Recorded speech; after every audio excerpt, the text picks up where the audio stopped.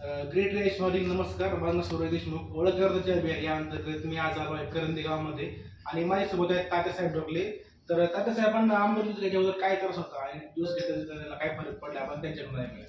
तुमचं नाव सांगा आणि तुम्हाला काय त्रास होता आणि काय फरक पडला तुमचा अनुभव शेअर करा सर. माझं नाव तात्यासाहेब ढोकले.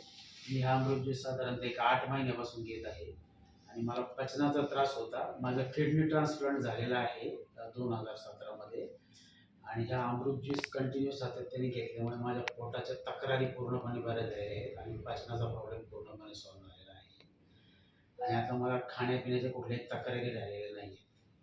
तर तुम्ही पाहू शकता तात्यासाहेबांना पचनाचा खूप त्रास होता आणि त्यांचं ट्रान्सप्लांट झाल्यावर त्यांना जो काय त्रास होता भयंकर 8 महिन्यापूर्वी, तर त्यांचा आपल्या अमृत त्यांना 8 महिने कंटिन्यू चालू आहे. त्यांचा आजार हा 100% बरा झालेला आहे त्या आजारावर आपल्या ज्यूसमुळे. तर त्यातून तुम्ही लोकांना काय सांगाल याबद्दल? लोकांनी घेतलं पाहिजे का सांगतो नाही? की ज्यांना म्हणजे असा पचनाच्या रिलेटेड ज्यांना प्रॉब्लेम आहे तर त्यांनी हा ज्यूस कंपल्सरी घ्यावा अशी मी सगळ्यांना सांगू इच्छितो. ओके.